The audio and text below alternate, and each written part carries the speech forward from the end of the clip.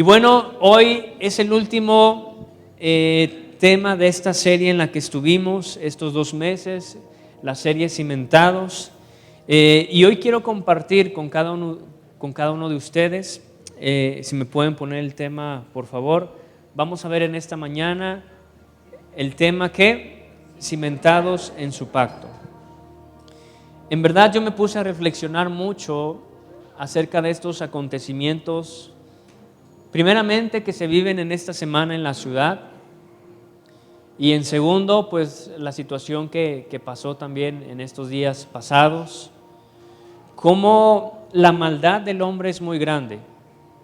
Cuando no hay una intervención divina por parte de Dios en el corazón del hombre, la Biblia dice que nuestra carne es la que empieza a gobernar.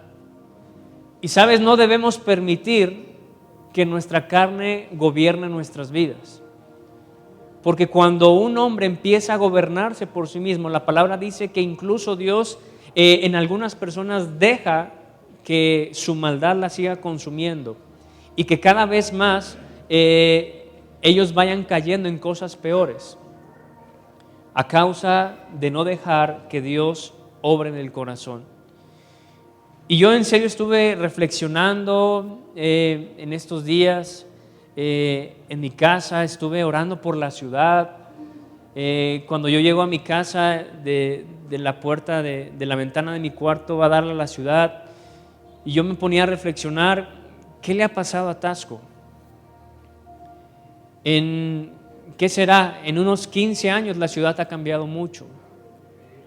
Como antes podíamos estar a altas horas de la noche sin preocuparnos, poder estar caminando tranquilamente, y que en este corto lapso de tiempo, 15 años, yo sé que pues yo quiero que tú lo tomes de esta manera en cuanto al tiempo que tiene la ciudad de Taxco como de años, como en 15 años las cosas han cambiado.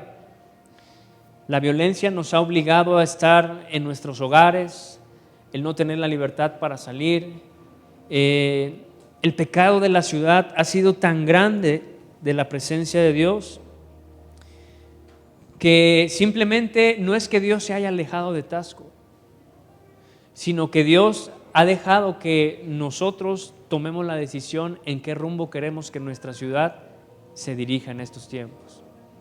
Y escuchaba un comentario de este acontecimiento que pasó, que la justicia falló, tanto de la persona a la cual se le cometió este acto tan terrífico como la persona que lo hizo.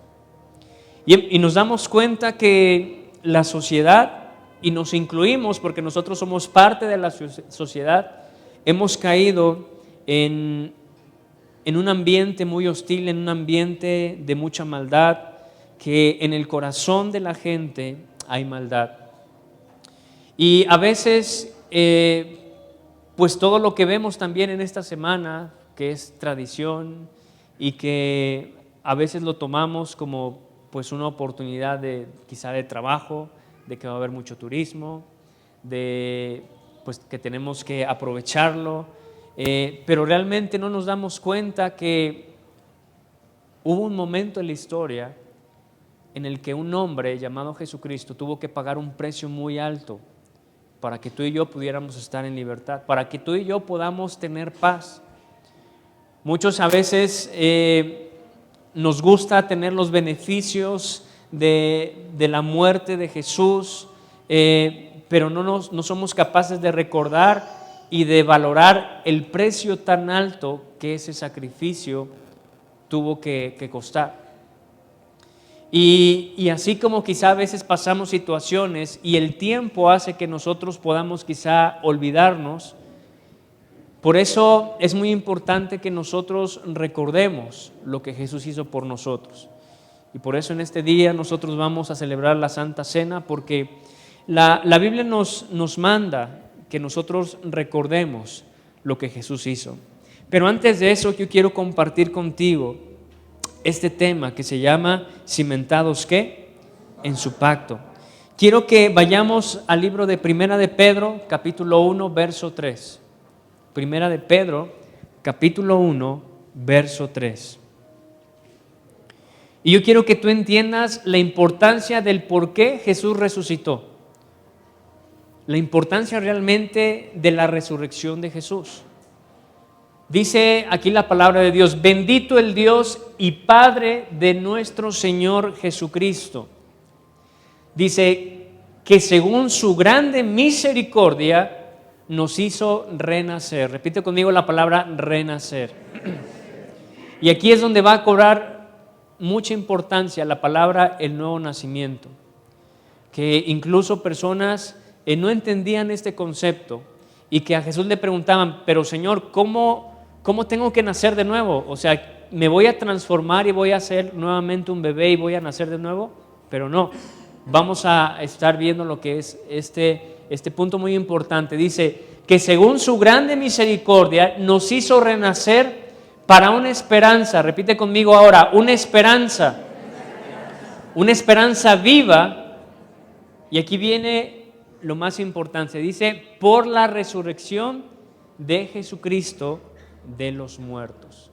Y yo quiero que tengas muy presente esta palabra, que es muy importante. Y si puedes poner el verso 4, y con esto vamos a dar inicio a la prédica. Dice: para una herencia incorruptible, incontaminada e inmarcesible, reservada en los cielos para vosotros. Y si tú puedes subrayar esta parte, estos versículos de 1 de Pedro, capítulo 1, verso 3 y 4, para que tú en tu casa le pidas al Espíritu Santo que te lo revele. Una vez lo vamos a leer desde el principio, si lo puedes poner, el verso 3. Dice la palabra de Dios: bendito el Dios y Padre de nuestro Señor Jesucristo. Aquí vemos que el apóstol le está dando la gloria a Dios por lo que Él hizo. Dice que según su grande misericordia nos hizo renacer para una esperanza viva. Y yo quiero que tú entiendas la importancia en este día de la resurrección, que la resurrección de Jesús trajo una esperanza, que en eso se enfatiza el Evangelio, en traer una buena nueva de esperanza. El Evangelio significa buenas nuevas, y las buenas nuevas son que Jesús resucitó para que se diese cumplimiento a la promesa, para que se diese cumplimiento al perdón de pecados. Si Jesús solamente hubiera muerto, el trabajo de Dios no habría sido completo. Pero la resurrección tiene una parte muy importante para completar el ciclo de la obra de Dios para nosotros como humanidad. Y por eso aquí el apóstol le está dando gracias a Dios y le está diciendo que Dios es bendito, que Él es nuestro Padre y el Padre de nuestro Señor Jesucristo. Dice que según su grande misericordia nos hizo renacer para una esperanza viva. ¿Cuántas personas en este día están viviendo una esperanza que va a caducar, en una esperanza que está fundamentada en el hombre y que va a morir? Pero nosotros que conocemos de Dios, yo quiero que recuerdes en esta mañana que la esperanza que nosotros tenemos es una esperanza que está firme, que está viva y que nunca va a caducar para aquellos que creen en Dios. Amén. Dice, para renacer a una esperanza viva, dice, por la resurrección de Jesucristo, dice, de los muertos. Y esta es una parte muy importante, la resurrección. Jesús le dijo a sus discípulos que era necesario que Él fuera entregado, que Él fuera lastimado, que Él fuera lacerado, que fuera crucificado, que tendría que morir, pero les dijo una parte muy importante, que Él resucitaría. Pero sin darnos cuenta, las palabras que los discípulos más guardaron en su mente era que Jesús iba a morir. Cuando vemos que Pedro le comenta a Jesús y le dice: Señor, pues que no te acontezca esto, ¿por qué no pruebas otra manera?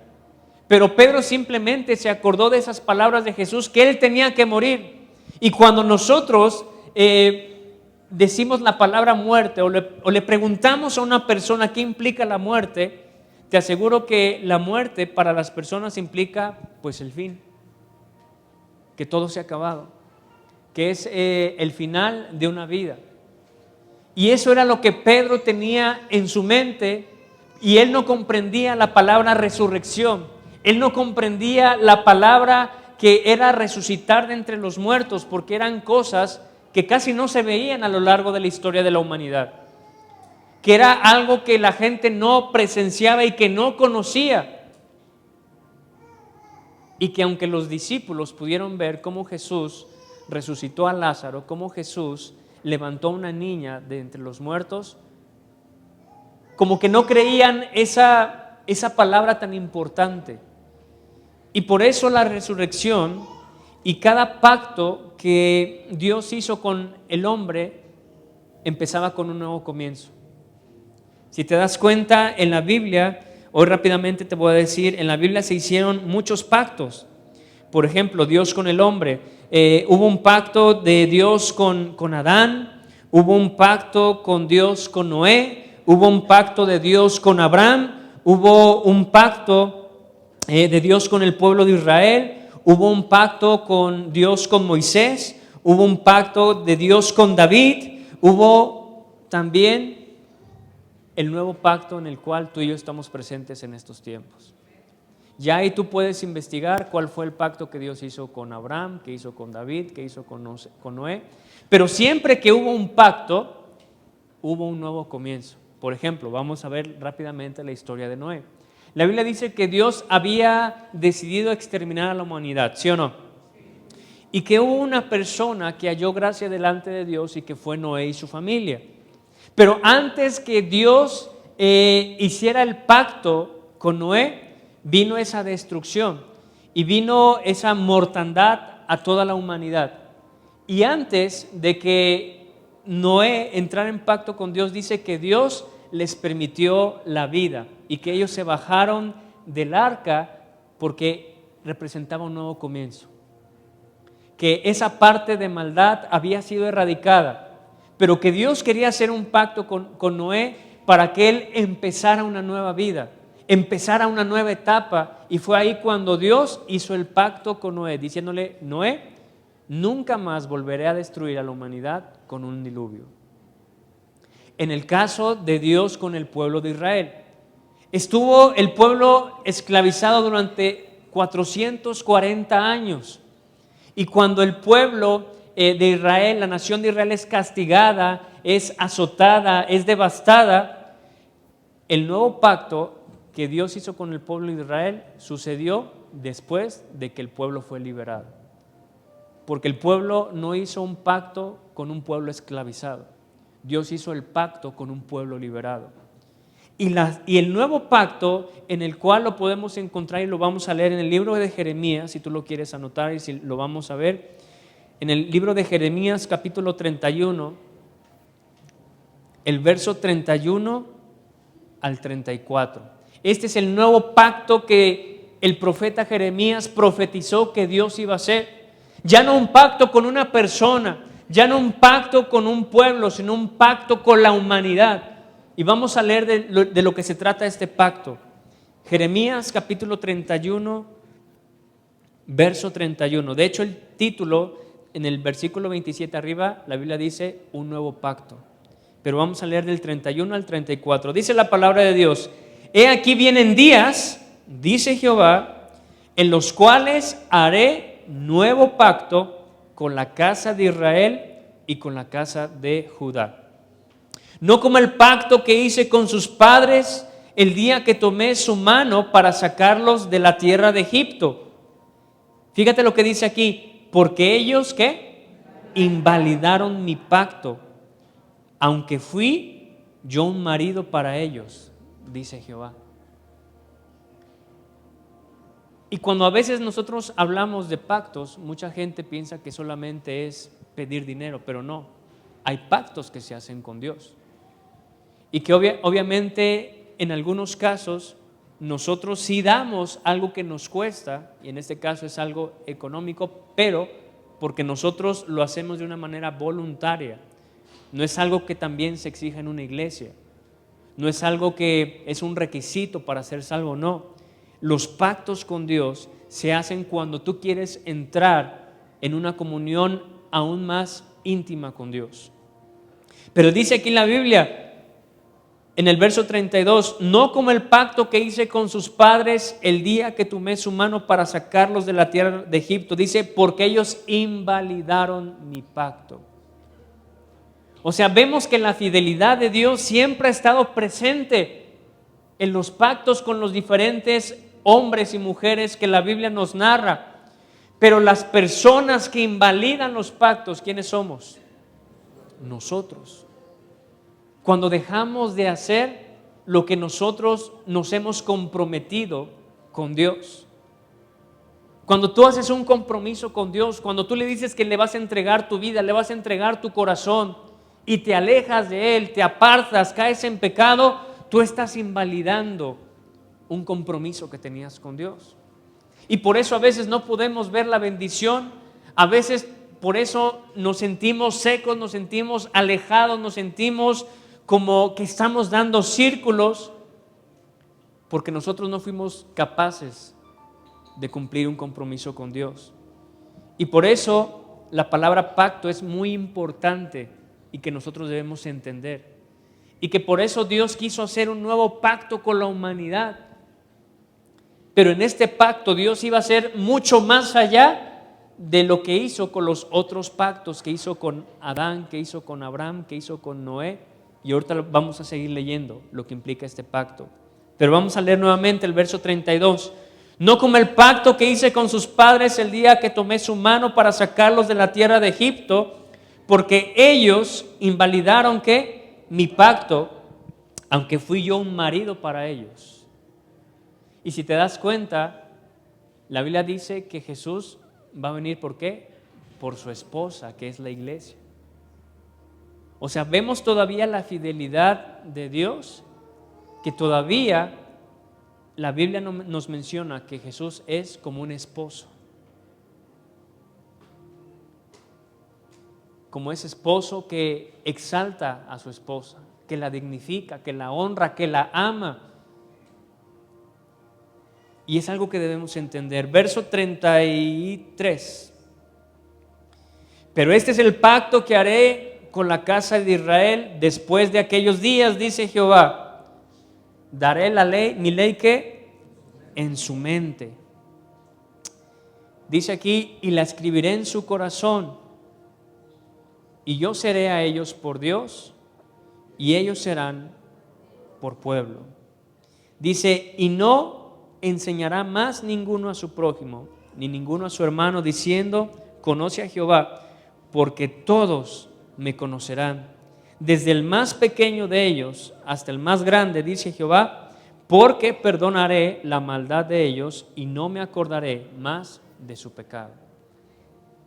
Y esta es la importancia del nuevo pacto, que cuando Jesús estaba con sus discípulos y celebraron esa santa cena, Él les recordó estas palabras. Y para eso quiero que vayamos también. Vamos a leer el libro de Mateo, capítulo 26. Mateo, capítulo 26.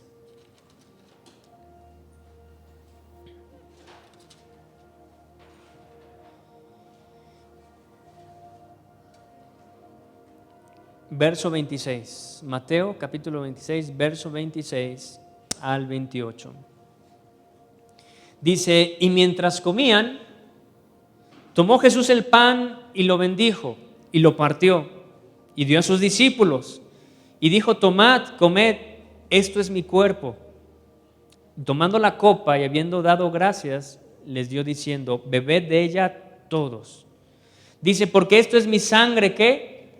Del nuevo pacto, que por muchos es derramada para remisión de pecados. Y fíjate la importancia de esta palabra. Dice, porque esto es mi sangre del nuevo pacto. Dice que por muchos es derramada. O sea que Jesús ocupó nuestra maldad. Ocupó todos los pecados y que nosotros fuimos los que derramamos esa sangre. Que hay algo espiritual muy importante en esto. que no solamente fueron esos soldados que incrustaron las manos, los pies de Jesús en el Calvario, que no fueron aquellos que simplemente le azotaron, que le pusieron una corona de espinos, sino que tú y yo, en nuestro pecado, en nuestra maldad, nosotros espiritualmente estuvimos derramando sangre inocente. Pero que esa sangre, en vez de ocuparse como un lamento, se ocupó para la remisión de pecados tuya y mía. Que incluso cuando nosotros estábamos haciendo maldad, Dios estaba obrando para algo bueno. Y por eso vemos que ahora cuando entendemos de Dios, cuando entendemos la palabra, vemos que incluso cuando pasamos situaciones malas, situaciones difíciles, Dios está actuando. Y ahora lo que aparentemente parece ser malo, todo tiene un propósito. Como veíamos ese ejemplo de José, que cuando veamos que él estaba siendo golpeado, fue echado en una cisterna, en una cueva, cuando lo vendieron, cuando estaban siendo injustos con él, cuando ya estaba en Egipto, cuando lo acusaron de quererse meter con la esposa de Potifar. Aparentemente todo eran problemas, todo eran desgracias, pero Dios lo estaba utilizando para un propósito especial. Y así tú y yo, a veces caemos en tanta maldad, a veces caemos en cosas que son incorrectas, pero que Dios, incluso de todo eso, está obrando en cosas que no podemos ver. ¿Sabes todo esto que está pasando en la humanidad? Que la violencia está aumentando, créeme, tiene un propósito, que la venida del Señor Jesucristo está más cerca de lo que tú y yo pensamos. Y por eso Él nos manda a recordar este pacto. Y por eso este tema es muy importante, cimentados en su pacto. Que si tú quieres estar en ese pacto, algo nuevo debe de empezar en ti. Una nueva historia debe marcar tu vida, un nuevo comienzo debe marcar tu vida. Porque cuando Jesús resucitó, inició el nuevo tiempo para los apóstoles. Antes de la resurrección de Jesús, ellos solamente iban respaldados por Jesús para sanar, para predicar, y ellos llegaban alegres y decían: Jesús, pues gracias a ti, gracias a tu respaldo, nosotros pudimos sanar enfermos, pudimos predicar del Evangelio. Pero cuando Jesús resucitó, el poder de Dios y el poder de Jesús se quedó en ellos para ser manifestado a los hombres. Y por eso vemos que cuando Pedro predica por primera vez, es tanta la unción, es tanto el poder, que 5,000 personas al escuchar este mensaje caen a los pies de Jesús para entregar su vida a Él. Vemos que cuando hay un nuevo comienzo, cuando nosotros decidimos entrar en una nueva etapa, escribir una nueva historia, alejarnos de la maldad, alejarnos del pecado, nosotros estamos entrando en un nuevo pacto con Dios y nosotros podemos ver la mano de Dios sobre nuestras vidas. Si tú no estás viendo la mano de Dios en tu vida, es porque quizá necesitas entrar en este pacto, en este nuevo pacto con Él. Tú necesitas tomar la decisión de dejar tu vida pasada y empezar a escribir una nueva historia. Necesitas de dejar de practicar lo que hacías en tu vida pasada y practicar la voluntad que Dios quiere para tu vida. Pero esto es una decisión personal. Por eso aquí la palabra dice en Jeremías que Él sería el encargado, que Dios mismo sería el encargado de poner su ley en la mente de cada persona. Vamos a regresarnos nuevamente a Jeremías capítulo 31, verso 33. Dice: pero este es el pacto que haré con la casa de Israel después de aquellos días. Dice Jehová: daré mi ley en su mente y la escribiré en mi corazón. Cuando tú decides empezar una nueva historia, Dios empieza a transformar tu vida. Quizá antes no podías entender la palabra, pero cuando tú estás en esa nueva etapa, en ese nuevo comienzo, Dios está haciendo la obra en tu mente, en tu corazón. No es el predicador, no es el líder que está haciendo la obra, es el mismo Espíritu Santo poniéndote la ley de Dios en tu mente. Sigue diciendo, y le escribiré en su corazón. Es ahí cuando tú de tu propio pensamiento, cuando ya tienes la palabra en tu corazón, tú decides no hacer lo malo, tú decides no fallar, tú tienes la convicción de no querer estar alejado de Dios, porque la palabra ha sido, como dice aquí, escrita en tu corazón. Y por eso hoy tú debes reflexionar con todo lo que estamos viviendo, con todo lo que estamos pasando y con lo que tú estás viviendo en este momento, en tu familia, en tu hogar, en tu vida personal, estar cimentado en ese nuevo pacto. Y hoy sí se celebra la resurrección, pero esa resurrección nos debe de llevar a reflexionar que también cada uno de nosotros necesita renacer, necesita nacer de nuevo. Y el nuevo nacimiento consiste en esto, que tú sepultes tu vida pasada y decidas iniciar una historia nueva. La pregunta es, ¿quieres iniciar esa historia nueva? ¿Sí o no? Y sabes, hoy quiero que, si me pueden poner ese video que les pedí, que tú puedas ver escuchar esta canción.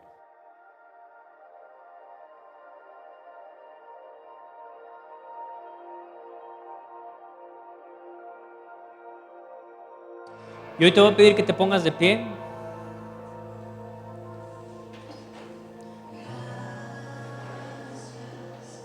Y simplemente hoy te quiero recordar,